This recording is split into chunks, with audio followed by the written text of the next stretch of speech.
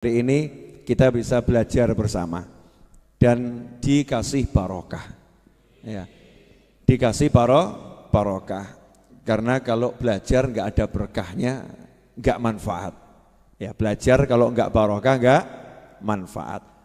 Dan biar berkah, mari kita sekali lagi baca Al-Fatihah dengan niat semoga Fatihah kita ini diterima oleh Allah Ta'ala dan disampaikan pula pahalanya kepada baginda Muhammad SAW, kepada orang-orang tua beliau, leluhur beliau, minal anbiya wal mursalin, kepada istri-istri beliau, keluarga beliau, sahabat beliau, anak keturunan beliau, kepada para tabi'in, tabi'in, kepada auliya shalihin, dan terkhusus kepada orang-orang tua kita yang telah meninggal dunia dan beliau-beliau yang dahulu ikut hadir di majelis ini yang telah pindah ke alam sana. Semoga Allah Subhanahu wa taala menjadikan kuburnya sebagai taman-taman surga dan meletakkan rohnya bersama para nabi, para siddiqin, para syuhada dan para sholihin. Dan semoga berkat beliau-beliau semua Allah Ta'ala mengampuni dosa kita, menerima semua amal soleh kita, melapangkan hati kita dengan cahayanya Allah Subhanahu wa ta'ala, dan memberi kita ilmu yang bermanfaat, ilmu yang barakah. Ala hadiniyah wa ala mana wa habibi ali wa ila hadratin Nabi SAW. Al-Fatihah. Ilmu tentang apapun ada dalam sejarah kehidupan manusia yang satu ini. Siapa itu? Baginda Muhammad sallallahu alaihi wasallam. Makanya aneh kalau di diri Nabi Muhammad SAW sudah lengkap, justru kita enggak belajar tentang Rasulullah SAW, tapi kita belajar yang lain. Aneh atau enggak aneh? Aneh atau enggak aneh? Contoh, cara sukses ala Bill Gates. Wah, aneh tuh ya. Kamu kok belajar cara sukses ala Bill Gates? Bukan gak boleh, tapi buat kamu muslim ya gak pantas toh ya. Muslim tuh belajar cara sukses nomor satu, cara sukses ala Nabi Muhammad sallallahu alaihi wasallam. Kenapa? Karena yang benar-benar sukses al-haqiqi hanya Nabi Muhammad SAW, bukan yang lain. Saya ngomong begini mungkin yang nonton di dunia maya rodok heboh. Nah, karena kebanyakan orang sekarang kan belajar sukses ala Bill Gates, ala siapa lagi itu? Yang punya Facebook? Siapa? Wangele Pol. Nyebut Kanjeng Nabi kan gampang, Muhammad SAW, selesai. Gitu kan ya? Nyebut namanya Rasulullah dapat pahala, betul? Nyebut namanya Rasulullah berarti ikut-ikut memuliakan Nabi Muhammad sallallahu alaihi wasallam. Lah kita ini sibuk nyebut namanya orang lain, yang Bill Gates, yang saya takut salah nyebut gitu loh. Zaman sekarang salah nyebut kan bisa jadi perkara, betul ya? Nanti dianggap merendahkan, melecehkan, macam-macam lah gitu. Ini namanya tokoh-tokoh yang terkenal di dunia saat ini. Terkenal dengan apa? Sugihnya, Masya Allah. Kalau bab sugih, Namrud itu sugih pol. Betul. Nasibnya apa? Firaun sugih enggak? Sugih. Pinter enggak? Pinter. Saking pinternya Firaun bisa ngakali sak negara, aku Tuhan, keren tuh. Iya, bohongi satu negara, aku Tuhan. Satu negara percaya loh. Itu yang berani nentang cuman satu, Nabi Musa alaihissalam. Dan yang ikut Nabi Musa itu orang-orang lemah, orang-orang susah.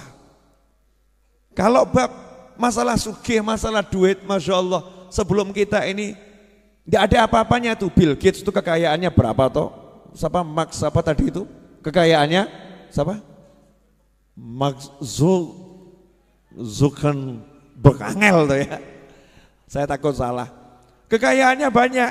Iya, tapi nggak ada apa-apanya sama kekayaan Namrud. Namrud aja kuncinya itu dari emas, yang ngangkat itu orang, Masya Allah, puluhan orang, badannya gede-gede. Itu baru ngangkat kunci untuk gudang emasnya itu. Nah, seperti apa tuh kekayaannya Namrud? Ya, Korun ya, kekayaan Korun, maaf, kekayaannya Korun. Seperti apa itu? Kekayaannya Korun. Lah Korun itu sampai sekarang si Korun, hartanya siapapun yang ketemu di bawah bumi dibilang harta siapa? Hartanya Bill Gates atau Korun? Korun. Gak ada kamu gali bumi ketemu harta, kemudian ini harta Bill Gates, gak ada. Ini harta Mark Zuckerberg, gak ada. Hartanya siapa? Harta korun. Harta karun Indonesianya. Arabnya harta korun. Ya, saking sugihnya. Jadi kalau kita bicara sukses itu banyak duit, keliru. Salahnya luar biasa. Sukses bukan duit. Makanya rubah kepalamu, dirubah dulu. Benerkan kepala saya, benerkan kepala Anda, benerkan kepala kita. Sukses bukan duit. Udah selesai. Makanya yang nggak punya duit sukses.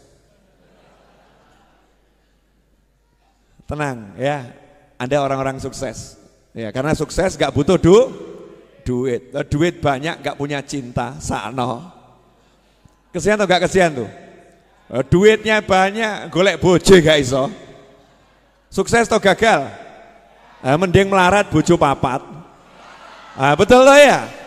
Oh, itu namanya sukses. Ibu-ibu kok senyum-senyum kenapa? Mana yang lebih sukses Bu? Orang kaya nggak punya istri atau orang miskin istri 4? Orang kaya istri 4 tuh, Masya Allah. Ibu-ibu pengen jadi istrinya orang kaya. Bu,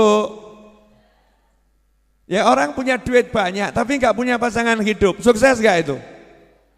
Ya menurut orang yang punya istri, kamu belum sukses. Betul tak betul? Masya Allah, ganteng gak laku. Oh kasihan. Itu kelihatannya yang ngomong kurang ganteng tapi laku itu. Maksudnya dibanding yang ganteng tadi loh ya. Ganteng-ganteng gak laku, aku wajah biasa-biasa tapi laku. Sukses. Sukses gak ada urusannya sama duit. Gak ada urusannya sama duit. Punya duit tapi gak bisa ngapa-ngapain buat apa? Rugi toh ya, ruginya luar biasa. Makanya kamu harus merubah, saya harus merubah, kita harus merubah. Maaf kalau saya pakai kata, makanya kamu biar kelihatan dekat gitu ya. Makanya kamu biar kelihatan dekat. Bukan maksudnya saya menggurui, bukan. Ya, kita harus merubah kata sukses. Jangan mengambil orang lain selain Nabi Muhammad SAW sebagai tolok ukur. Jadi kalau kamu mau ngukur sukses, tolok ukurnya Nabi Muhammad SAW, sugih, pinter, bojo 100, tapi nggak punya syahadat, nggak sukses. Paham? Pinter, ya, pinter tapi nggak kenal Allah, sukses atau nggak sukses? Gagal paham. Pinter saja kok kenal Allah nggak bisa. Ya mending kita toh bodoh kenal Allah. Tuhanmu siapa? Allah, padahal bodoh, nggak lulus SD. Sukses itu. Lulus SD, lulus S3. Tuhanmu siapa? Nggak ada Tuhan itu. Gagal itu. Gagal total ya. Itu gagal total. Maka tolok ukur kita harus dibenarkan dulu. Tolok ukur dalam kehidupan ini adalah Nabi Muhammad sallallahu alaihi wasallam. Itu namanya uswatun hasanah. Tolok ukur yang bisa dicontoh. Makanya semakin sesuai cara Nabi, semakin sukses. Semakin tidak sesuai, semakin tidak sukses. Nah kalau kamu udah begitu, nanti kamu bisa bahagia. Saya bisa bahagia, kita bisa bahagia. Nah sekarang tidak, bahagia kita ini tolok ukur kebahagiaannya salah. Boleh saya ngasih gambaran yang lebih jelas, boleh? Boleh? Tapi enggak enak loh ini. Enggak apa-apa ya. Enggak apa-apa. Mana yang lebih sukses? Orang naik mobil harga 4 miliar atau orang jalan kaki di pinggir sawah?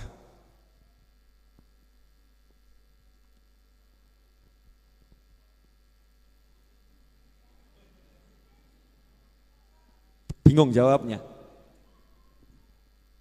Mesti kita menganggap yang naik mobil harga 4 miliar ini sukses. Yang jalan kaki sano. Motor gak punya, sepeda gak punya, apalagi mobil. Kasihan dia. Jadi kita mengukur dengan ukuran apa ini? Kendaraannya mahal atau murah atau gak punya kendaraan. Betul seperti itu. Nah ketika kita terbiasa ngukur seperti itu, makanya ketika kita nggak punya motor, bahagia atau susah? Susah. Karena tolok ukur kita salah. Kita ngukur bahagia itu dengan parameter yang keliru gitu loh. Parameternya keliru, tolok ukurnya keliru. Coba kalau tolok ukurnya Nabi Muhammad SAW, Masya Allah. Jalan kaki, ya jalan kaki. Nabi menceritakan dalam Al-Quran, Nabi Musa alaihissalam cari Nabi Khidir, cari guru, gak naik kuda. Nabi Musa cari guru, gak naik mobil harga 4 miliar. Sekarang jenengan cari guru, datang ke Majelis Ar-Raudhah, Masya Allah, naik motor, naik mobil, betul. Ada yang naik pesawat, serius, terbang dari Jakarta, ya. Terus dari bandara naik mobil, itu naik pesawat. Ada lagi yang naik kereta api, datang dari Bandung, ya naik kereta api, dari Surabaya naik kereta api, dari Yogyakarta naik Pramek, murah, meriah, cepat. Betul kan ya? Naik kereta api, naik kendaraan. Nabi Musa alaihissalam jalan kaki, jalan kaki. Berarti ketika kita jalan kaki, kita bisa merasa bahagia. Kenapa? Aku mirip Nabi Musa. Keren toh? Keren toh gak keren? Keren, tapi ya jombok niati. Kurang kerjaan. Habib, insya Allah Jumat 22 November Maulid Akbar Majelis Ar-Raudhah. Sudah tahu semua kan? Jumat depan, sudah tahu? Ya ini iklan sekalian ya.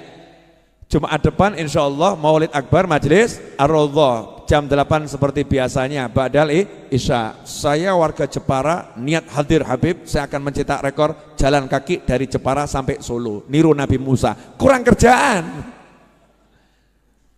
Itu namanya kurang kerjaan, namanya menyiksa diri. Nabi Musa saat itu memang gak ada kendaraan selain kaki, menyusuri tepi sungai, tepi pantai, nyusuri tepi pantai, jalan kaki, tapi seneng. Makanya ketika kita lihat orang jalan kaki, jangan kita katakan dia tidak sukses. Jangan ngomong dia tidak sukses. Ada orang di pinggir jalan nongkrong, nganggur, sukses atau gagal? Mulai rawanin jawab. Ditanya, Mas gak kerja? Enggak. Usia berapa? 50. Kok gak kerja kenapa? Buang-buang waktu. Maksudnya? Lah ngapain saya kerja dari pagi sampai sore cuma dibayar 40.000. Mendingan saya nongkrong di sini, hidup bahagia. Nah nanti anak istri makan apa? Kamu jangan remehkan saya, anak saya ini rektor di universitas sana. Masya Allah. Memang saya pengangguran, tapi saya mencetak anak-anak yang luar biasa. Ini berarti dia sukses atau gagal? Loh, betapa cepat kamu berubah. Betapa cepat kamu berubah. Sebentar bilang gagal, sebentar bilang sukses. Berarti kan gak punya tolok ukur yang jelas. Gak punya tolok ukur yang jelas. Jangan mau kamu dikasih tolok ukur sukses, bahagia dengan tolok ukurnya kufar, dengan tolok ukurnya orang-orang yang gak iman sama Allah dan Nabi Muhammad SAW. Silahkan orang lain pakai tolok ukurnya, silahkan. Kita Muslim, kita punya tolok ukur sendiri. Siapa dan apa tolok ukur kita? Tolok ukur kita adalah baginda Muhammad Sallallahu Alaihi Wasallam. Jadi tolok ukurnya Rasulullah SAW. Enak. Contoh, sebagai suami saya ini sukses atau gagal ya? Tolok ukurnya Nabi Muhammad SAW. Nabi itu suami yang paling sukses di jagat raya. Istri 11 loh total. Istri 11. Yang hidup bersama sampai Nabi meninggal 9 ya. Yang 2 kan meninggal duluan. 9 yang hidup bersama. 9 istri kamarnya jejer-jejer, akur. Lah kamu satu aja ruwet tiap hari.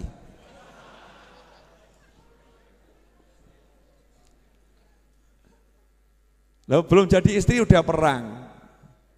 Pacaran tambah dosa plus perang ya.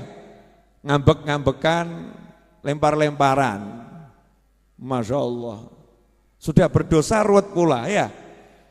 Setelah menikah, Masya Allah, ya hari pertama bagus, hari kedua bagus, hari ke-10 mulai tampak tanda-tanda ketidakbagusan. Hari ke-15 piring pecah. Satu aja ruwet. Ruwet pakai pol pula. Ruwet pakai pol. Istri yang nganggap bojoku ruwet, suami yang nganggap bojoku ruwet. Nabi Muhammad SAW 9 loh jejer. Tiap pagi Nabi Muhammad SAW itu habis sholat subuh, habis dzikir, habis wirid, duduk bersama sahabat. Nabi SAW nanya sama sahabat, ada enggak yang meninggal? Saya mau ngelayat kalau ada, mau nyolatkan makam kan. Tidak ada ya Rasulullah. Ada enggak yang sakit? Kalau ada saya mau jenguk, saya mau jenguk. Tidak ada ya Rasulullah. Udah, ada enggak yang mimpi? Yang mimpi ada enggak semalam mimpi? Kalau ada mau saya jelaskan arti mimpinya. Itu saking Nabi SAW pengen aktif, gak pengen diem gitu. Mau selalu aktif bergerak. Karena diem itu nganggur, nganggur. Makanya orang dulu tuh gak ada yang diem, gerak terus. Karena mencontoh Nabi Muhammad SAW. Selesai dari situ, pagi itu Nabi SAW kemudian masuk ke kamar istrinya satu demi satu. Satu diparani, diajak ngobrol, salaman, duduk ngobrol sebentar, pindah kamar yang lain, salaman, duduk ngobrol sebentar, pindah kamar yang lain. Ke-9 semua disamperin. Nanti Rasulullah SAW istirahatnya di rumah istrinya yang jatahnya hari itu tinggal bersama Nabi Muhammad SAW. 9 akur. Sukses atau enggak sukses ini? Nah, kalau kamu bilang itu dikasih duit semuanya, semua dikasih duit, ya biasa. Lawang istri Nabi itu 9 kamarnya Nabi SAW, istri-istrinya. Rasul ada tamu, coba tanyakan kepada istriku, ada makanan enggak? Sahabat setelah keliling ke 9 kamar istri Nabi Muhammad SAW, balik mengatakan, tidak ada ya Rasulullah. Ada minuman enggak? Tidak ada kecuali air. Masya Allah. Dijak melarat siap. Lah bojomu? Sepuranipun ingkang kathah. Istrimu gimana kira-kira? Suamimu kadang diajak hidup susah, tambah kemudian ngomong kok, duluku aku tuh hidup bahagia, kerjaanku bagus. Kenapa ya Dik, setelah menikah sama kamu kok aku bangkrut? Kelihatannya kamu tuh membawa nasib buruk bagiku. Kan kurang ajar tuh ya. Ini suami cap apa ini? 9 istri Nabi Muhammad SAW diajak hidup susah, nggak ada yang bahas duit. Lah rumah tangga zaman sekarang tuh kok yang dibahas duit, bahkan ada perjanjian pranikah kebanyakan urusan duit. Betul. Nah, karena tolok ukurnya lain. Sukses jadi suami, contoh Nabi Muhammad SAW. Sukses jadi istri, contoh istri-istri Nabi Muhammad Sallallahu Alaihi Wasallam. Ibu-ibu nggak berani nyontoh istri Rasulullah, nggak berani. Ora wani. Tak jamin ora wani.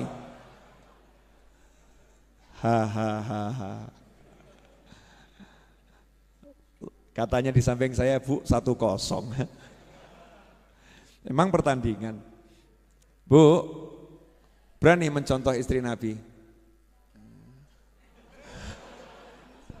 Jawabannya nyontoh yang mana dulu, B, begitu ya. Ya contoh semuanya. Mencontoh itu ya semuanya. Semakin mirip semakin bagus. Istri yang sukses, istri Nabi Muhammad SAW. Suami yang sukses adalah Nabi Muhammad SAW. Ayah yang sukses adalah Rasulullah SAW. Coba lihat nih dari sisi ayah nih. Tolok ukur ayah. Nabi Muhammad SAW dalam satu riwayat yang disebutkan dalam kitab An-Nawadir. Nabi Muhammad SAW main ke rumah putrinya Fatimah Zahra radhiyallahu ta'ala anha. Nabi kalau main ke rumah putrinya itu selalu cium kening putrinya cium kening Nabi Muhammad SAW. Orang tua mana sekarang nih yang ketemu cium-ciuman kening? Sudah menikah, udah punya anak loh nih ya. Udah menikah, udah punya anak. Ketemu masih kecup kening. Yang satu juga mengecup kening. Mesra ini, anak sama orang tua. Kemudian Nabi nanya kepada Fatimah Zahra radhiyallahu ta'ala anha, mana Hasan dan Husain? Mana buah hatiku? Dijawab, lagi di belakang. Ya tidur. Sudah 2 2 hari belum makan, kata Fatimah Zahra. 2 hari belum makan. Maka Nabi Muhammad SAW mengatakan, jangan bersedih, bapakmu sudah 3 hari juga belum makan. Nih, tunjukkan batu diganjalkan di ulu hati diikat. Nah itu ilmu, kalau jenengan lapar nanti ulu hati tekan, ojo banter-banter tapi ya. Tekan dikit, nah itu ngilangkan apa namanya, lapar itu. Ya itulah apa, ngapusi bujui weteng. Namanya ilmu bujui weteng. Apa namanya? Bujui weteng, itu bahasa Jawa Timur kan, bujui itu ya. Bohongin perut. Ya, bohongin perut. Nah, dikira dapat makanan, ternyata tekanan. Ya dikira makanan, ternyata tekanan, teken gitu lah. Kalau tekan sebentar kan dicolkan nanti lapar lagi. Makanya biar tekanannya lama nggak hilang-hilang, diikat. Itu teknik menghilangkan lapar ala Nabi Muhammad SAW. Ngirit saudara-saudara. Bisa dipraktekkan bagi yang pengen tidak makan 3 hari. Ya, bab 1 ini jangan praktek ya, maneman. Nah, Nabi SAW tapi tidak tinggal diam. Lihat cucunya belum makan 2 hari. Lihat anaknya 2 hari belum makan.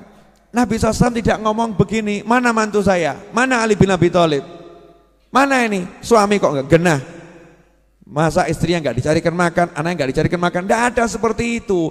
Ini orang tua model apa yang ngomong seperti itu? Nggak ada. Anak itu sampai mati dan setelah mati ya tetap anak. Jangan kamu katakan anak perempuanku kalau sudah menikah bukan tanggung jawabku. Bapak jawab opo kamu?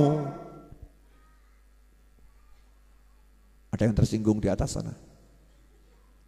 Karena mungkin pernah ngomong seperti itu pada anaknya. Naudzubillah min dzalik. Namanya anak itu sampai kapanpun tetap anak. Maka Nabi Muhammad SAW paham, pasti Ali bin Abi Thalib ya juga udah usaha. Pasti udah usaha. Tapi kenyataannya gak ada yang dimakan. Maka Rasulullah SAW keluar dari rumahnya Fatimah Zahra. Ngapain? Cari solusi. Loh Nabi itu kalau tinggal ngerangkeh itu ya dari surga ya dapat. Cuman kalau gitu kamu bisa nyontoh, gak iso terus gaya ngerangkeh. Tambah ketok hurufat kamu. Ustadz kenapa begini? Ngambil makanan dari surga niru Nabi, ngawur kamu. Beda makom. Makanya Nabi gak mencontohkan yang seperti itu. Nabi SAW segera pergi keluar. Jalan keluar dari Madinah, dari tapal batas kota Madinah, ya masih wilayah Madinah tapi tidak dalam kota. Lihat ada satu orang di kebunnya lagi nimba air. Nah orang dulu tuh kalau nimba bukan pakai ember, tapi kulit sapi, besarnya sesapi. Dan itu pakai seni sambil nyanyi biasanya. Terus nanti pas mak jebur, biur, ya itu musiknya itu biur, itu musiknya. Nabi SAW kemudian nanya, bisa saya kerja nimba air? Nabi itu, masya Allah, dikatakan di sini Rasulullah SAW itu paling benci sama orang yang nggak mau kerja, bukan nggak punya pekerjaan ya, nggak mau kerja, nggak mau usaha gitu. Makanya dari kecil Nabi SAW udah menggembala kambing bil ujroh, menggembala kambing dengan dibayar. Baca kitab ini, dijelaskan bil ujroh, bayar jadi karyawan tapi teken kontrak ya, teken kontrak. Nih saya menggembala sekian jam, upahnya berapa? Ya keren gitu. Makanya ketika Nabi SAW sudah tua, tahu keluarganya itu butuh, Nabi SAW kembali bekerja. Ngomong sama yang punya perkebunan tadi yang nimba air, gimana kalau saya timbakan air? Ya kalau harganya cocok, oke gitu. Ya udah, sekali timba 3 butir kurma kalau saya nggak salah. Saya karena belum buka kitabnya lagi, nanti baca di kitab An-Nawadir. Ya, 3 butir kurma. Deal. Maka Nabi SAW nimba. Timba yang pertama langsung terima gaji kontan, dimakan dulu. Makan dulu. Ini syariat. Makan dulu maksudnya apa? Lah kamu nggak makan 3 hari, ini mau nimba banyak, carikan buat anak, buat cucu, ya kamu kalau nggak kuat nanti hasilnya nggak banyak, kamu harus kuat. Dan ini berlaku juga dalam penerbangan. Di penerbangan itu kalau terjadi hampa udara itu suruh ngambil pertolongan nafas, yang mana yang dewasa nolong dirinya sendiri dulu, baru nolong anak kecil, jangan kualik. Kamu kuat dulu baru nolong orang lain. Loh kamu lemah kok nolong orang lain, tambah mati bareng. Tireng kata orang Jawa ya. Akhirnya mati bareng tuh, bareng-bareng mati semua. Gak ada manfaatnya. Makan 3 butir. Seger Nabi SAW.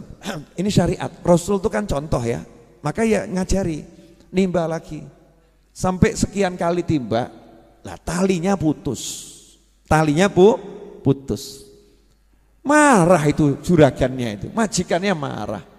Ngangkat tangan, Nabi Muhammad SAW ditempeleng. Plah. Selesai udah kontrak. Plah.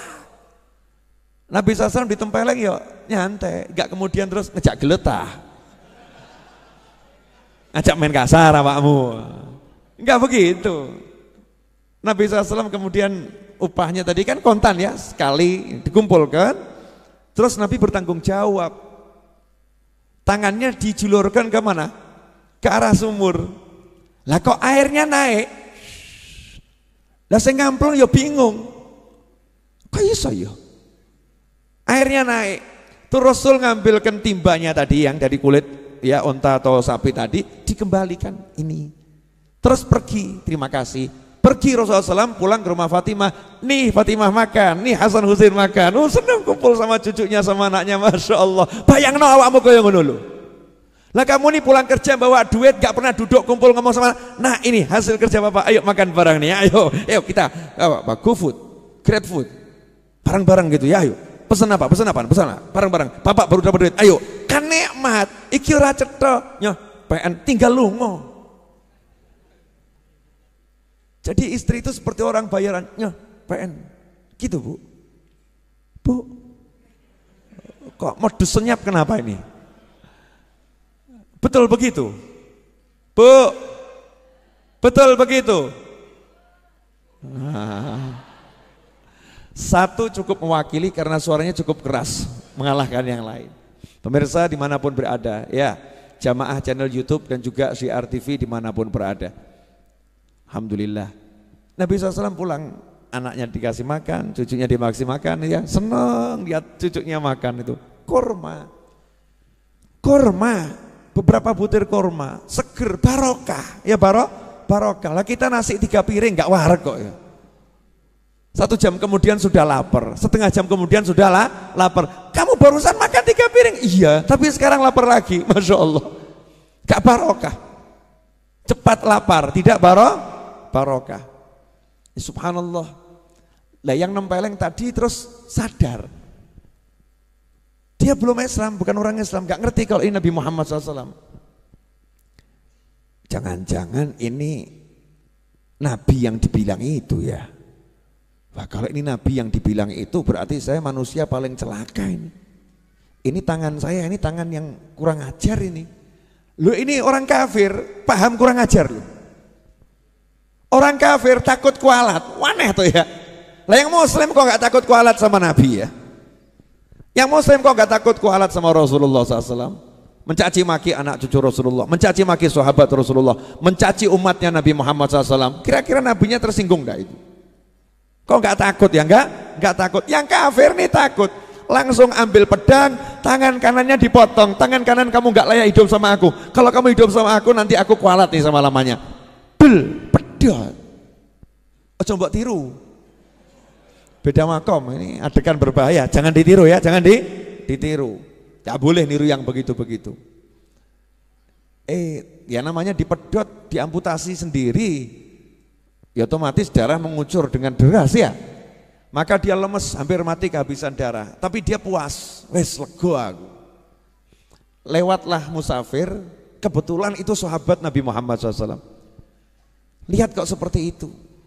Akhirnya ditanya ada apa? Ini tadi begini-begini. Oh iya itu kelihatannya Nabi Muhammad SAW. Udah kamu tak ajak ke rumahnya. Diajak ke rumahnya Rasulullah SAW. Ditarik tahu Rasul lagi di rumahnya Fatimah Zahra. Maka ketuk pintu. Assalamualaikum. Waalaikumsalam. Ya Rasulullah, ini tadi yang ngupah kamu nimba, terus nempeleng kamu karena nggak tahu kamu Nabi SAW. Ya tolong ya Rasulullah, bantu dia. Dia sudah mutuskan tangannya dengan pedang, bantu tolong disembuhkan tangannya. Maka Nabi SAW nanya, mana tangannya yang putus tadi? Bawa sini. sama Rasul ditempelkan, ditutupi kain, kayak sulap gitu ya, ditutupi kain. Setelah ditutupi kain, sama Rasul cuma diusap atasnya, dibuka, utuh, lebih bagus dari yang kiri. Kamu jangan coba-coba. Del, Kanjeng Nabi tolong sambung, ya pedot terus mati awakmu. Mujizat itu munculnya sewaktu nggak bisa direkayasa. Langsung syahadat, orang tadi syahadat masuk Islam, ya masuk Islam. Cerita ini hanya ada di kitab An-Nawadir. Kamu jangan nanya Habib, apa ya bener? Ceritanya sahih apa enggak sahih? Lawang Star Trek aja kamu enggak sahih, jelas enggak sahih. Rekayasa awakmu seneng kok, mbok tonton kok. Betul tak betul? Sinetron kena itu cerita bohong direkayasa, tiap hari kamu lihat kok ya. Betul tak betul? Kamu ambil pelajaran dari sinetron, bahkan sinetron yang gak jelas, kamu ambil pelajaran. Star Trek, Star Wars, kamu ambil pelajaran. Ini ilmunya ulama, dan ini tentang kebesaran Nabi Muhammad SAW, dan itu tidak ada yang mustahil buat Nabi Muhammad SAW dengan izin Allah Subhanahu wa ta'ala. Wong Nabi Isa aja menghidupkan yang mati biiznillah, itu kelasnya Nabi Isa. Rasulullah di atas Nabi Isa alaihissalam, tanpa kita merendahkan Nabi Isa. Mestinya kita ya seneng. Di kitab An-Nawadir, namanya juga An-Nawadir. An-Nawadir itu jamaknya nadir. Nadir itu apa? Hal-hal yang hampir-hampir tidak pernah ditemukan di tempat lain. Longko, ya langka. Saya waktu menceramahkan ini di Masjid Ar-Riyad dulu waktu saya masih anak-anak. Sekarang kan saya masih muda. Ya, dulu berarti masih anak-anak. Daripada menua-nuakan diri sendiri, lebih baik kan memudah-mudahkan diri sendiri. Salah satu guru saya di pondok malam Jumat Legi itu. Kalau malam Jumat Legi, Ustadz Qasim Baharun, ya Ustadz Qasim Baharun itu hadir ke Masjid Riyad. Terus selesai saya ceramah, kemudian saya sudah pulang ke rumah, nanya sama Habib Anis, itu tadi novel ceramah itu sumbernya dari mana itu? Saya kok nggak pernah dengar. Katanya Habib Anis, novel itu kalau ceramah pasti ada sumbernya. Kalau nggak ada sumbernya nggak mungkin diceramahkan. Tanya aja sama novel. Akhirnya Habib Qasim Baharun almarhum rahimahullah, adiknya Ustadz Hasan Baharun Abuya, yang juga holnya ya, guru saya di Dalwa, lagi di Holi. Ini berangkat ke rumah saya yang masih di rumah depan Kelurahan Semanggi. Ini lihat namanya ulama kalau cari ilmu, guru saya loh, ini guru saya ini. Ini salah satu guru saya, marani saya, muridnya diparani, bukan muridnya ditelepon, Novel, kamu sini, saya butuh kamu. Gak kayak awakmu. Yai, saya butuh, tolong mampir ke rumah saya. Kurang ajar tuh. Masya Allah. Ini guru saya, datangi saya, ya kaget aku. Oh no, waduh ini sidang ini. Ya, sidang keilmuan ya. Bukan seperti orang ngajukan tesis di sidang ini, lebih ngeri ini. Guru saya, nyidang saya. Novel, Habib Qasim ini kan sama Habib Hasan Baharun dari Madura asalnya kan ya. Dengan gaya Habib Maduranya ya. Ajabna ceramah antum kemarin. Antum ngomongnya, antum loh. Murid tinggi dicelok antum, Masya Allah. Mestinya aku ngomongin ceramahmu deh. Mestinya gitu ya. Ini tidak, gan. Bukan tapi gan gitu loh ya. Antum, kalimat penghormatan. Lihat nih adabnya orang-orang soleh. Semakin begitu semakin tampak solehnya, semakin tampak hebatnya, semakin tampak ilmunya, semakin tampak luar biasanya. Demi ilmu orang itu ya mau nyari. Tadi malam ceramah itu dari mana itu? Kisahnya tadi dari mana? Saya jawab, dari kitab yang antum bacakan ke anak dulu waktu di pondok. Antum kan biasa ceramahnya ngajarnya kitab itu. Kitab apa? An-Nawadir. Ada di situ. Iya. Lah kok nggak baca anak ya? Kelewatan rupanya. Ya, terlewatkan. Tak ambilkan kitabnya. Ini Ustaz. Masya Allah. Ajib. Kok bisa anak ya? Lupa. Gak lihat yang satu ini ya. Ajib. Padahal tuh tiap hari dia diajarkan itu. Nah itu rupanya cuman memang dibuat lupa sama Allah Ta'ala. Biar apa? Biar main ke rumah saya. Sehingga rumah saya dapat barokah. Ya dapat barokah, didatangi orang soleh. Paham maksud saya enggak? Saya ngomong begini itu jawab ini loh yang nonton di TV ini loh.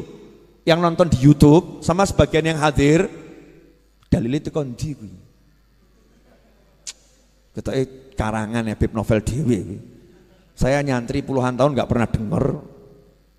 Saya cari di Google sekian puluh tahun ya nggak ketemu, baru ketemu sekarang dari mana? Ikhwani rahimakumullah. Lihat nih Nabi Muhammad SAW sebagai ayah bertanggung jawab, nggak pernah membiarkan keluarganya hidup susah, bukan hidup miskin loh ya. Miskin itu biasa, kaya itu biasa. Miskin itu bukan ukuran tidak sukses, kaya bukan ukuran sukses. Tapi kalau susah ya itu nggak sukses. Kamu miskin tapi harus bahagia. Kamu kaya harus bahagia. Dalam segala keadaan kita harus bahagia. Harus bahagia. Nabi SAW tidak mau keluarganya susah. Gak mau susah. Maka beliau berupaya. Gimana ini caranya saya menjadi ayah yang bertanggung jawab. Sampai di sini jelas? Jadi tolok ukur kita selama ini benar apa salah dalam hidup? Jujur. Salah, makanya hidupnya banyak ruwet atau banyak ruwet ya, karena ukurannya salah. Jadi hidupnya ruwet. Coba kalau tolok ukurnya Nabi Muhammad SAW. Temenmu nanya, punya duit? Tidak. Loh kamu bahagia? Kamu cuma duit. Masa duit buat saya mumet? Itu bukan murid Habib Novel. Mumet kok bab duit? Betapa rendahnya diriku. Bisa dibuat pusing sama duit, biar duit yang pusing sama aku. Kok bisa? Nyatanya aku nggak punya duit, ya aku nggak pusing, ya duitnya yang pusing. Kenapa dia nggak pusing? Sementara yang lain pusing. Nah ketika kita udah cuek sama duit, maka duitnya akan mengejar kita. Ini ilmu saudara-saudara. Kemarin udah saya jelaskan toh? Belum? Lah saya jelaskan di mana ya? Saya tiap hari keliling soalnya, jadi ya lupa. Belum saya jelaskan di sini. Cara menggait duit, belum? Masa sih? Belum? Oke. Belajar dari ibu-ibu yang cantik. Itu loh. Nah, saya kan lihat TV-nya, tadi iklan selesai. Mas Seto jangan lupa kasih tulisan yang mau pesan buku, iklan sekalian, buku baru itu, tampilkan itu. Mas Rio, Mas Seto diajari itu. Mungkin masih awam. Lanjut boleh? Gini loh, Bu. Biasanya perempuan kalau cantik jual mahal atau jual murah? Jual mahal, betul. Biasanya mengejar atau minta dikejar? Ini yang ngomong ibu-ibu loh ya. Bukan kalian ya. Berdasarkan jawaban ibu-ibu yang ada di lantai atas Masjid Ar-Raudhah, perempuan kalau cantik jual mahal. Perempuan kalau cantik maka dia suka dikejar. Betul? Perempuan cantik punya pangkat. Nengrat. Jual mahal atau mahal sekali? Sangat mahal. Kalau misalnya mas-mas ini lewat, terus perempuan tadi juga lewat, ketemu, ya ketemu. Kira-kira mana yang mengejar? Perempuannya atau yang lakinya? Wahyu lagi, Wahyu Pol Sugih. Matanya yang mengejar yang mana ini? Yang laki. Betul? Nah, tapi kalau ada laki-laki ganteng, cuek, yang lain keok, ngoyak-ngoyak, yang satu ini cuek. Perempuan yang jual mahal tadi akhirnya ngelirik atau enggak ngelirik? Penasaran atau enggak penasaran? Noleh atau enggak noleh? Ngejar atau enggak ngejar? Jadi yang dikejar akhirnya siapa? Pria tampan yang cuek, betul? Lah kenapa kamu susah cari duit? Karena kamu ngejar-ngejar duit. Baru sadar. Karena kamu ngejar-ngejar duit. Duitnya kamu kejar, kulit duit. Duitnya ibarat perempuan tuh ngibaskan apa namanya jariknya atau ngibaskan roknya. Ikuti aku, wah gawe mumet. Oyak rono luput, oyak rono luput, oyak rono luput. Sementara para ulama, kiai, habaib santai. Ngapa duit? Ya ben koyak aku. Masya Allah, duitnya bingung. Iki menungso apa-apa iki? Yang lain ngejar-ngejar aku. Kenapa dia cuek? Akhirnya duitnya mulai menawarkan diri. Wah, ngirimi satu persatu duitnya nih, godaan-godaannya. Tetap cuek. Bahkan sak gembel seperti yang lagi ditangkap sama KPK suruh mengembalikan uangnya itu ya. 477 miliar duitnya 477 berapa angkanya? Coba dicek di Google, saya takut salah. Terus pokoknya hampir 500 miliar itu kan ya. Wakeh itu duit kabeh kertas itu. Wakeh itu. Misalnya itu ditaruh depannya kiai sama Habib, ya gak ditoleh, kertas. Coba awakmu, duit. Betul. Duit, uang. Lah karena diri kita ini mengejar duit, duitnya lari. Kamu ngejar cewek, ceweknya lari, bahkan gila. Seperti gila. Ceweknya gila, welek ngoyak-ngoyak gila. Nah kalau ada yang ganteng duduk manis, ceweknya bingung. Aku kok ora ditoleh yo. Akhirnya berusaha mendekat. Habib Novel ya. Iya. Omong contoh. Saya kalau ngasih contoh yang lain kan keliru gitu ya. Mosok misalnya saya ngasih contoh Habib saya dicedai cewek kan ya keliru gitu. Saya bisa dimarahin orang banyak, betul ya? No bab elek-elek ben awakku dhewe, paham? Kalau yang bagus-bagus contohnya orang lain. Kalau bab jelek-jelek biar saya. Habib Novel ya? Iya, sok meneng wae. Habib boleh minta fotonya? Oh silakan. Cepat. Makasih Habib. Iya. Penasaran. Nah, sing liyane tak njaluk fotoku, sing liyane njaluk nomorku. Iki Habib kok meneng wae ya? Kok meneng gue ya? Akhirnya tambah dia ngajak teman-teman yang lain. Belum pernah aku lihat pria tidak mengejar diriku. Coba kalau kamu deketi dia, kamu kira-kira bisa ndak menggodanya? Oh Masya Allah, 1, 10, 20, 100 jadi tergoda. Tapi ya gengsi gitu kan ya? Ya gengsi. Masa Habib tergoda gitu kan ya? Masa Habib tergoda, oh jaim, jagai image. Ini cuman contoh. Karena kita ini kalau dikasih contoh ayat-ayat Quran gak paham, gak nyantol, ayat gak nyantol. Oh tak ruwet kayak ayat, gak nyantol. Dalil, makanya kiai-kiai dulu tuh kan gak ada yang ngasih dalil ayat-ayat, gak ada. Dalilnya kan dikira kaya tawon, kan gitu aja. Dikira kayak tawon. Tawon tuh gimana?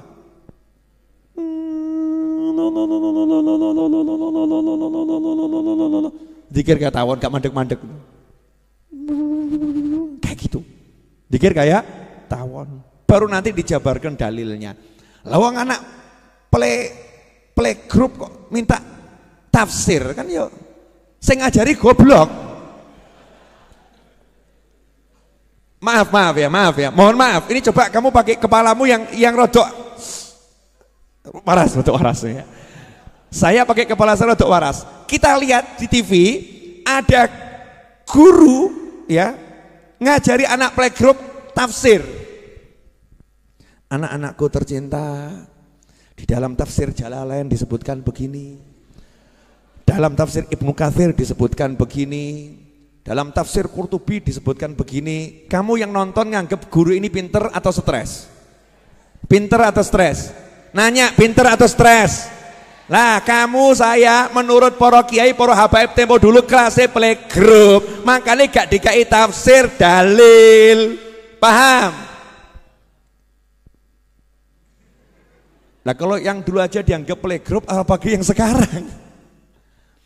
Apalagi yang sekarang mubazir menyampaikan ayat-ayat, hadis-hadis kepada bukan ahlinya itu tabdzir waktu, buang-buang waktu. Makanya Nabi SAW ketika datang Badui, wah ini balik.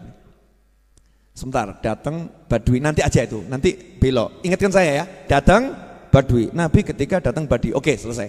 Kata kunci ya, Nabi didatangi Badui. Ingatkan saya loh. Orang bawa elekna lali aku. Kita lanjutkan tadi. Jadi cewek kalau kamu kejar lari jual mahal, betul? Laki-laki ganteng, kamu sebagai perempuan ngejar dia juga gengsi, jual mahal. Tapi kalau kamu biasa-biasa saja, dia penasaran. Begitulah dunia mempermainkan manusia, begitulah duit mempermainkan manusia. Begitu manusianya cuek, duitnya aku cukuan. Paham enggak? Jujur atau jujur? Kenapa kamu ruwet cari duit? Mestilah urusannya kuwi. Gak cuek sama duit. Gak cuek. Saya itu belajar cuek sama duit sejak kecil. Belajar. Sampai sekarang belajar terus. Belajar terus. Makanya saya kalau naruh uang itu semau-mau saya.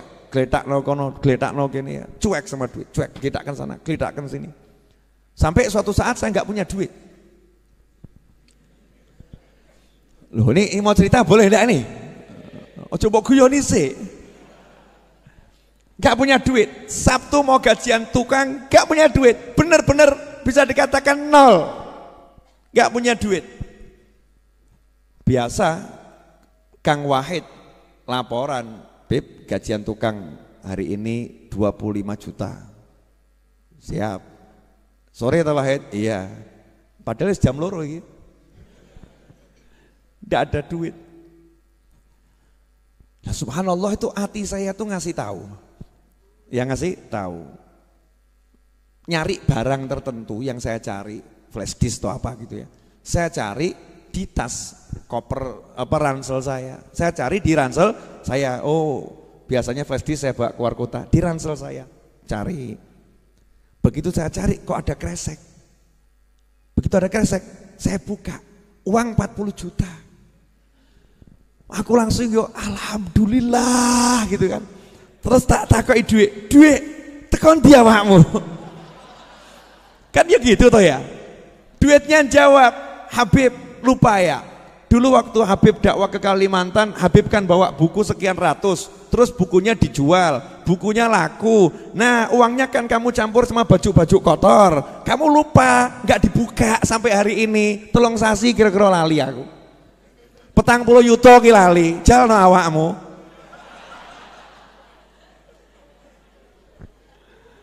Hahaha. Loh, bukan maksud menghina atau merendahkan loh. Kalau saya nggak pakai bahasa begitu kan kurang kroso toh ya. Tapi dengan kalimat begini kan jadi mak jelek begitu kan ya. Mak jelek. Itu latihan itu. Latihan. Jangan mau kamu dijadikan budaknya duit.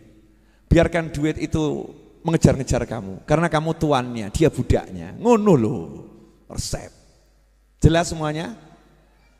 Ini loh, kitabnya cucunya Mbah Hashim tuh, Irsyadul Mukminin, dibaca satu bait saja berkahnya seperti ini.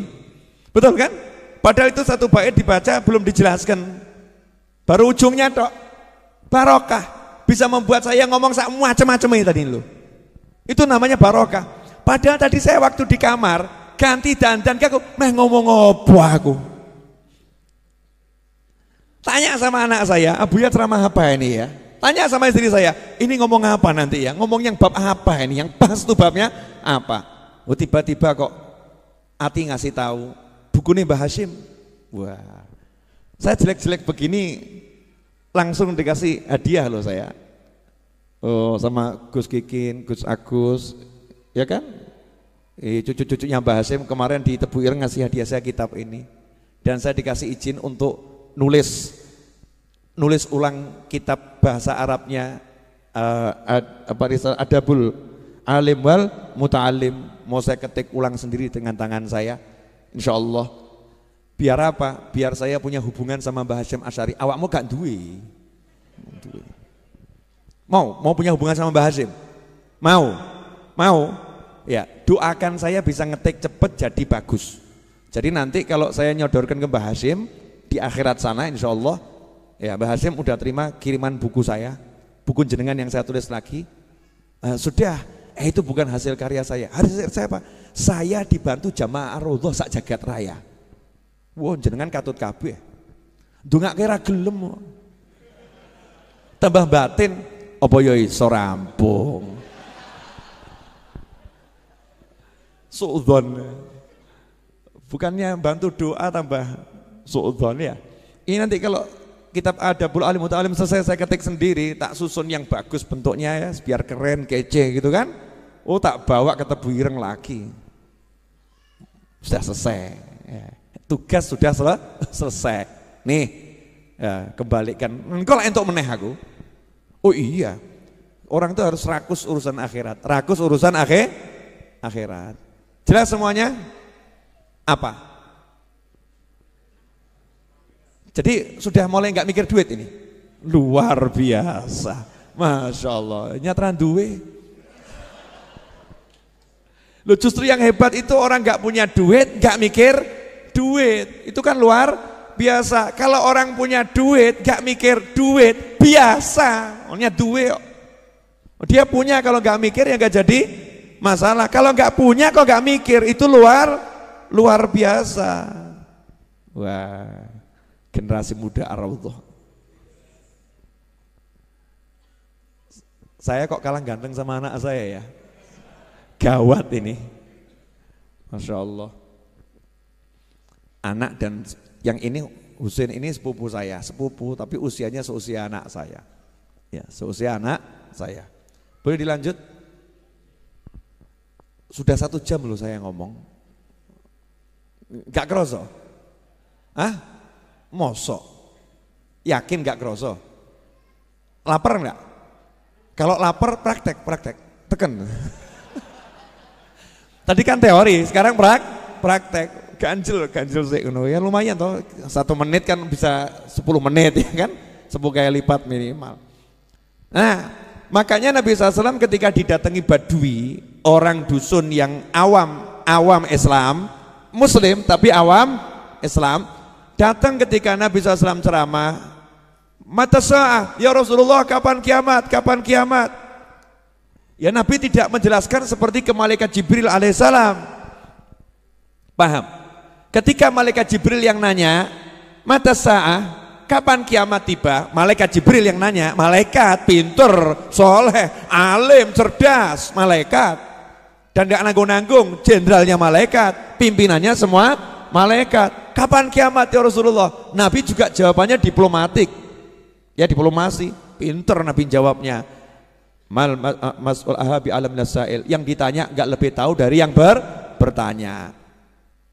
Jawabannya begitu, tapi tak kasih tahu ya ciri-cirinya kiamat kalau udah mau tiba. Disebutkan, mau tahu, baca buku terbaru saya, Telaah Hikmah 40 Hadits Arba'in Nawawiyah, ada di situ, udah saya jelaskan panjang dan lebar. Modal 100.000 beli di sini, 120.000 termasuk ongkos kirim Pulau Jawa seluruhnya. Madura itu bukan Pulau Jawa loh ya, ileng loh ya. Nah terus 170.000 untuk luar Pulau Jawa. Udah saya bahas di situ lengkap detail. Jangan tanya lagi di sini. Nah di sini cuma saya mau jelaskan pokoknya saja. Boleh toh ya? Nah ketika malaikat Jibril yang nanya, Rasul menjelaskan detail ciri-ciri kiamat kalau mau tiba begini. Malaikat Jibril. Sahabat yang nanya, sahabat yang biasa ngaji dengan Nabi SAW, yo dijelaskan ciri-ciri kiamat mau tiba begini.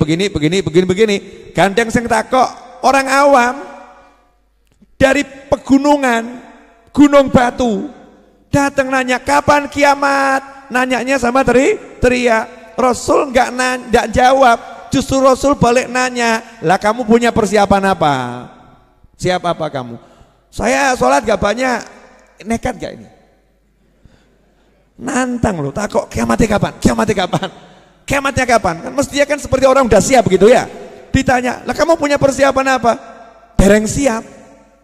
Sholat ya belum beres, puasa belum beres. Lah kamu punya apa? Ya walaupun gak beres begini, saya cinta Allah dan Rasulnya. Saya cinta Allah dan Rasulnya Muhammad SAW. Jawaban Nabi, anta ma'aman ahbabta, kamu bersama yang kamu cintai. Selesai. Case close, kasus ditutup, selesai. Berarti urusannya apa? Nanya kiamat justru dapat nabi. Nanya kiamat justru dapat nabi. Karena kalau orang ini diterangkan detail, justru nggak dapat nabi, paham ya? Justru nggak dapat nabi, dapatnya cuman pasal-pasal ayat-ayat tentang ciri-ciri kiamat. Nah kiai-kiai dulu, Habib-Habib dulu paham. Kalau kita nanya, yai apa dalilnya tahlilan? Yai apa dalilnya maulud? Tambah gak tahlilan, tambah gak maulud. Ngapain? Sibuk bahas dalil. Paham enggak? Makanya wis gak usah ruwet ya. Ono sing mati 7 dina tahlilno. 40 dina tahlilno. Gitu kan ya? Pokoknya semakin banyak ya semakin bagus. Ben dina mbok tahlilno luwe apik tahlilno. Yai kenapa la ilaha illallah jenenge tahlilan kok ya aneh wong. Udah selesai. Gak dibahas panjang lebar. Ketika yang nanya itu Habib Novel lain. Yai dalilnya tahlilan apa Yai? Masya Allah. Jawabannya Yai sama Habib simple. Sholat jenazah Habib. Sholat jenazah pripun? Sholat jenazah itu sholat namanya sholat yang tidak sholat. Maksudnya sholat gak sholat? Ngomong sholat kok gak pakai rukuk, gak pakai sujud, ngadeg dungo. Itu cuman doa. Sholat tapi cuman berdoa, gak pakai rukuk, gak pakai sujud. Ini sholat tidak boleh dipraktekkan untuk yang lain. Misal kok jenengan ketemu orang sakit, saya tak praktek ya sholat orang sakit ben cepet mati. Sing loro disolati Allahu Akbar ini, coba praktek no. Jangan dipraktekkan begitu. Ternyata ini khusus buat orang yang udah mati, orang yang sudah meninggal dunia. Baik jenazahnya di hadapan atau sudah dikubur. Kalau jenazahnya jauh namanya sholat ghaib, tapi sama aturannya 4 takbir. Lah apa yang dibaca? Ternyata surat Al-Fatihah, kemudian sholawat. Kemudian yang dibaca adalah apalagi doa, mendoakan mayit. Lah itu yang dipakai dalil tahlilan. Tahlilan itu apa? Ya mesti isinya Al-Fatihah, Yasin, yaitu Al-Quran. Kemudian isinya sholawat, itu bagian dari zikir. Dilanjut sholawat dan zikir-zikir yang lain, tasbih, tahlil, yang diperbanyak kalimat tahlil. Kenapa? Afdhalul dzikri fa'lam annahu la ilaha illallah. Kemudian setelah itu ujung-ujungnya baru mendoakan yang meninggal dunia dan mendoakan yang masih hidup. Betul enggak? Sholat jenazah begitu kan? Lah ya, sholat jenazah dibawa dalam kehidupan, itulah tahlilan. Beb, sepanjang saya belajar kok nggak pernah ketemu dalil yang seperti ini. Lah kamu nggak ketemu kiai, kamu ketemunya buku, ketemunya artikel, ketemunya share-sharean, beda bro, lain. Kalau ketemu kiai ada 1000 dalil, ada 1000 dalil untuk tahlilan. Ikhwani rahimakumullah, alhamdulillah 10:12 menit. Pertandingan tampaknya harus segera diakhiri, karena amunisi udah habis. Ya, pertandingan harus diakhiri sekarang. Jelas enggak apa yang diajarkan malam hari ini? Bukan yang saya ajarkan ya, apa yang diajarkan malam hari ini. Artinya kita semua lagi belajar dari Allah Subhanahu wa ta'ala. Allah mengajarkan kepada kita ke dalam hati kita masing-masing. Saya dapat pelajaran lewat berbicara, saya dapat pelajaran, engkau dapat pelajaran lewat mendengar. Tapi kita semua dapat pelajaran di dalam hati. Mudah-mudahan barokah, amin. Nah, garis bawahi ya. Satu, gak usah cari contoh yang lain. Walaupun orangnya bisa mabur, bisa kemana-mana, bisa nembus tembok ditembus ya. Gak usah kamu urus. Belajar saja dari Nabi Muhammad SAW. Selesai. Belajar dari Rasulullah SAW. Contoh Rasulullah SAW.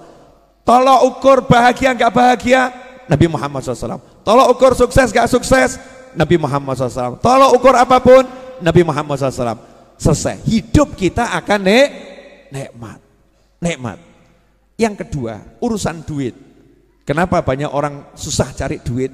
Karena dia masih mau cari. Terus maksudnya gimana? Ya kamu kerja tapi nggak usah cari duit. Kerja, jangan cari duit. Nikmati pekerjaanmu. Sampai duitnya yang bingung sama kamu. Duitnya akan bingung sama kamu. Kenapa? Karena kamu cuek. Cuek itu hukum alam. Kalau kamu cuek, kamu akan dikejar. Kalau kamu mengejar, kamu akan ditinggal. Wah, ini kelihatannya upgrade status bagus nih. Catat ya. Aku selalu yuk, piye mau? Gimana? Kalau kamu mengejar, kamu akan ditinggal. Kalau kamu cuek, kamu akan dikejar. Betul begitu? Wah, jangan diterapkan untuk perempuan loh ya, jangan. Ini untuk duit, untuk duit. Makanya biasanya itu suami kalau dimarahin sama istri, terus suaminya dia nggak balas, biasanya balas toh. Terus diseneni karo bojone meneng tok. Kenapa? Ya. Dadi wong lanang sing bener. Iya. Komentarin cuman iya. Akhirnya istrinya bingung. Kok ngene ya? Kok ora enak ya? Biasanya kan semes dibalas semes kan penak. Semes duk. Duk. Akhirnya apa? Yang nyemet ganti pola, memperlambat. Duk duk duk duk. Urip ngono kuwi. Rahasia loh ini. Ojo mbok dong. Nanti terlampau banyak orang bahagia, nggak ada yang datang majelis ar-raudhah.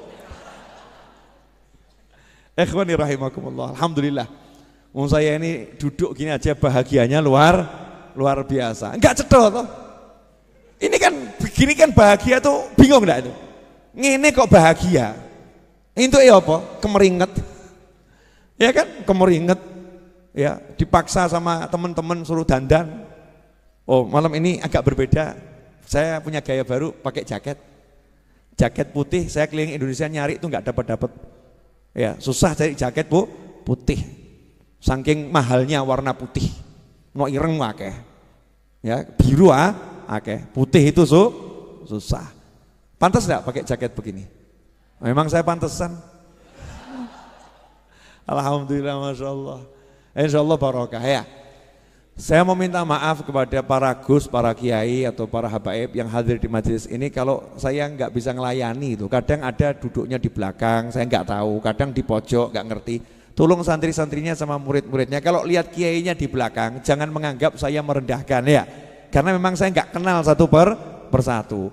Nah saya makanya minta untuk teman-teman kiai atau gus atau habib, kalau jenengan rawuh di majelis ar-raudhah, tahulah tempatmu. Tempatmu bukan di belakang, tapi di depan. Tapi saya juga paham dirimu, saya juga nggak suka di depan. Memang di belakang itu enak, di belakang itu enak, lebih bisa menikmati majelis dan menikmati suasana. Kenapa? Kalau di depan dilihat orang banyak, gak iso obah, ya tambah gak enak.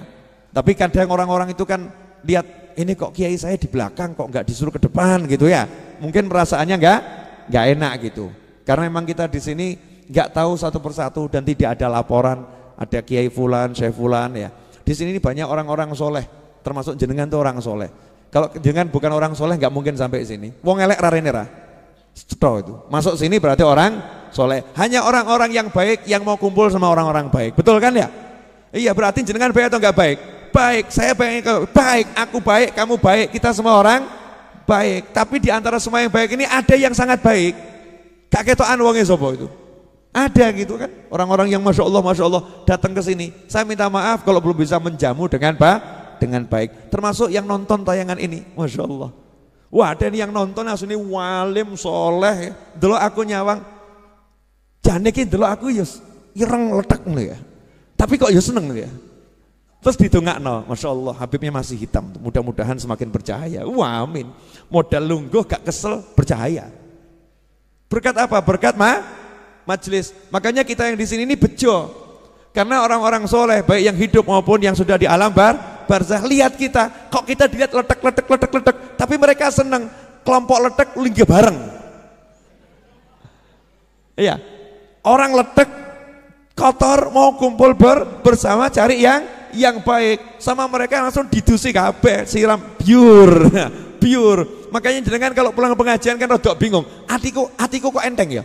Hatiku kok enteng ya, utang kok lali ya, lali, masalah kok seperti hilang ya. Tapi itu kualitas masalah ya, ini bisa sampai di rumah, bisa sampai di jalan, balik lagi itu ya, sudah digujuk, sudah dibersihkan. Kadang kita sendiri yang yang otori. Ya, tapi insya Allah kalau istiqomah terus di majelis-majelis yang seperti ini dimanapun berada, insya Allah nanti hati kita akan pelan-pelan akan semakin bersih, bersih, bersih, bersih, padang. Lah kalau udah padang itu ya peteng hilang, betul ya. Kalau udah padang peteng hilang. Jadi yang membuat peteng ada karena kurang padang. Tinggal padangkan diri, selesai masalah. Selesai masalah. Insyaallah itu yang bisa saya sampaikan.